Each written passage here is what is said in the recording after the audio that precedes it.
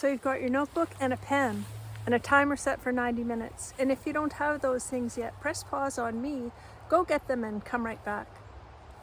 Hi, and welcome to Write It Out for the week of October 22nd, 2023.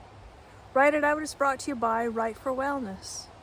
Write for Wellness provides this weekly free writing prompt. It also provides workshops and events. Look to our page, to our website, writeforwellness.ca, to find out more.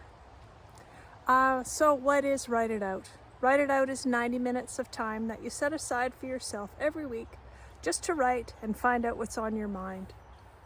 I'll provide you with a word prompt and a story prompt, and you can use one or both of those prompts to help you with your writing. Just remember that there is no right way to do this. These are just prompts. It's just to help you get started. Whatever comes to mind is just perfect. So you might want to write a story, a letter, a poem, a song, a list, a journal entry. The list goes on. Whatever you can come up with is perfect. Just be sure to spend the time on you today, the time on your writing. That's why I suggest setting a timer for 90 minutes so that you don't have to keep looking at the clock. Find a nice quiet place to sit and just write your heart out. It's my hope that at one point you'll look back on the writing that you've done today and find maybe a little bit of magic or a little wisdom in there for yourself. So I do like to begin with a short relaxation, and that's just to separate the busyness of your day. And it's a trigger to your mind, to yourself, that now's the time to write.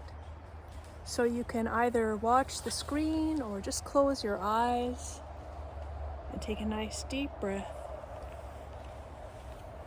in through your nose, out through your mouth, and just relax.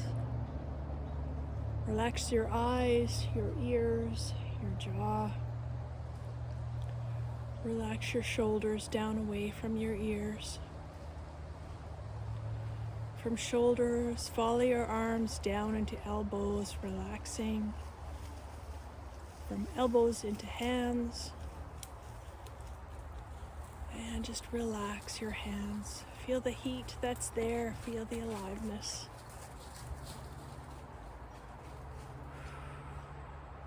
And again, from your shoulders and your neck, relaxing your throat. Follow your spine down.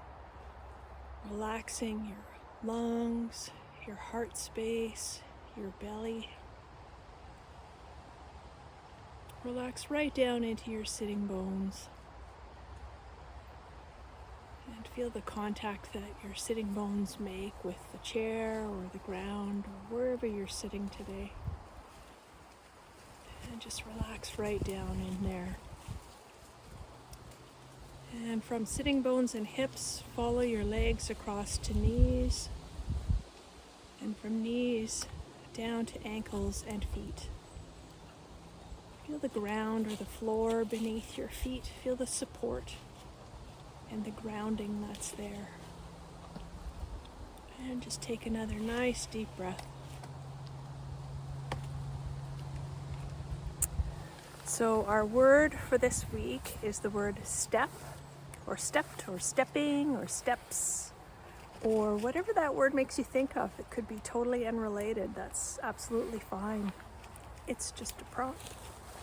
And our story prompt, just to make things interesting, is from the book The Almost Widow by Gail Anderson Dargatz. So here's our story prompt. I sat on the floor, wedged between the bed and the wall, fiddling with the silver necklace Ben had given me and drinking wine, hiding. Over the last few days, Jackson had set up a temporary headquarters in Ben's office to coordinate the search and rescue operation as his team led more than 100 volunteers in a search of both the lake and the mountains above the far shore. Now there was a constant stream of chatter from the radio Jackson had installed there, volunteers reporting in or asking for direction. That morning, after a conversation with officers at the Clifton RCMP detachment, Jackson had expanded the search to the game trails above the Silver Creek drainage. Others had taken snowmobiles to search the trails leading off the old logging road that led to Hunter's Creek and beyond, though it was unlikely Ben would have made it that far in either direction on foot. Jackson had put many more boats on the water, concentrating the search on the lake, making it clear he still believed Ben had drowned. Earlier, I'd heard the whomp-whomp of the search and rescue helicopter circling the lake several times before finally heading back to Clifton. While we had had a brief reprieve in the weather today, the forecast was for yet another dump of snow this evening. Now, in late afternoon, as the lights started to fade, snow was already falling heavily. I could barely see past the beach, much less to the far side of the lake. So that's your story prompt. Again, the word prompt is the word step. You've got 90 minutes on your timer. Press pause on me and write it out.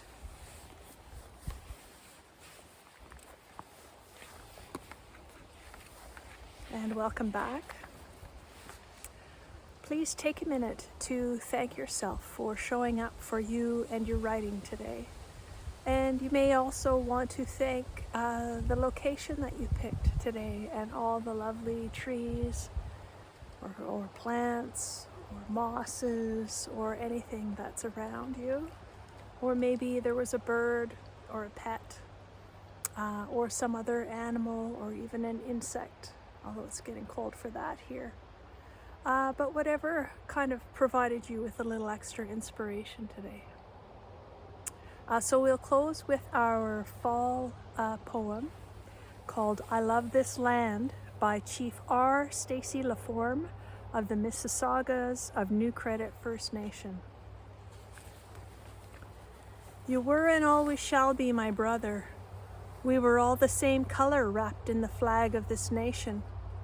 My blood flowed as freely as yours, mixed in the fields one could not be distinguished from the other. Yet when we came here, when the nation's colors were removed, differences became apparent.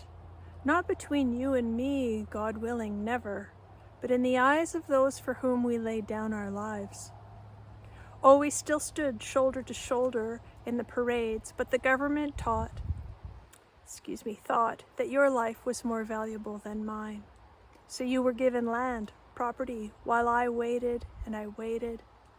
I know what you were given was not enough for what we endured. Still, it was much more than I. I am not envious of you, my brother. I believe you deserve even more than you received. But it hurt me very badly. I am not ashamed to say I cried, and why not? I bled, I died, I killed. Why does my country think I am unworthy? The enemy I fought could never be as cruel as the people I came back to embrace. I gave so much, lived through so much, and then you who I would give all for, you pushed me aside as if I was inconsequential. I feel as if I have been spit upon by one I honored.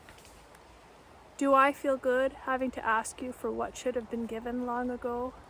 No. In fact, I am a little ashamed to ask for justice in this, for I never went to war for money, for glory, for reward. I went because it was the right thing to do, and, God forgive me, I would go again. This may seem an old wound to you, but it is a wound that never heals, for it is a wound to my people's heart and soul, and insult to our pride, and we deserve so much better, especially from you.